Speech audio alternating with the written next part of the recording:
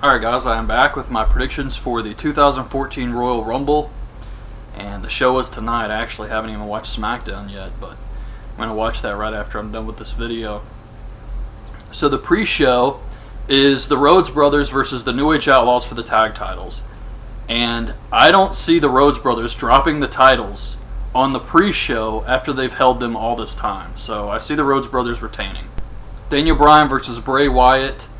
They had to cut this feud short, so there's really nowhere else to go from here. They might as well just go ahead and end it now, which I think they're going to do. Daniel Bryan will defeat Bray Wyatt.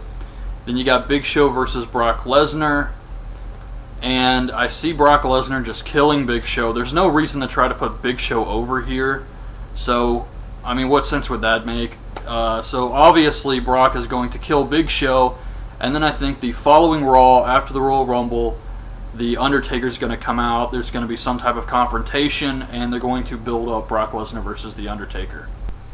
As far as the Royal Rumble match itself, I think this should be a pretty fun Rumble this year. You got the Shield, the Wyatt family. I think there's going to be a confrontation between those two, and they're going to start building up the Shield versus the Wyatt family at WrestleMania. You're going to have some legend appearances like Jake Roberts. I think he's going to be one of the legends this year. And I'm all for the legend appearances. I would much rather see Jake Roberts or someone like that come out, get a pop, make their entrance, and get eliminated in 1 or 2 minutes than someone like Yoshitatsu or another filler guy like Alex Riley. I also think Sheamus is going to return at the Rumble. And as far as the winner, I think it's going to be Daniel Bryan, preferably at spot number 27 or 30 as a surprise entrant, kind of. I guess it's... I mean, it would be a surprise for a lot of people because he hasn't announced being in the Rumble. So, Daniel Bryan coming out at one of those spots and winning the thing would just be awesome. He would get a huge pop. And if they're counting down to the 30th entrant and Daniel Bryan hasn't come out yet and number 30 is not Daniel Bryan, you're going to have a lot of disappointed people. And the only other guy I can see winning this thing is Batista. And who wants to see Batista versus Orton at WrestleMania? Finally, we have Orton versus Cena for the WWE World title. And I see Orton retaining here.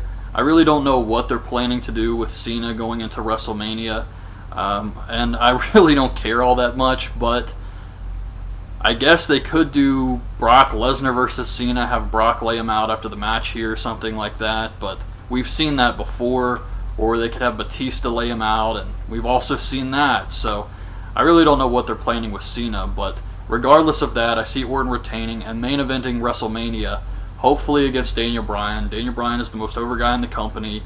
He deserves to main event WrestleMania, and you know the match would deliver. So it's kind of a win-win thing here. He would get a huge pop if he won the title at WrestleMania, and it would be a great match. So I really don't understand why WWE would not want to make money off of that. I guess maybe it's just because Daniel Bryan, they would feel isn't a huge main event draw, but they also had The Miz out there at one point. So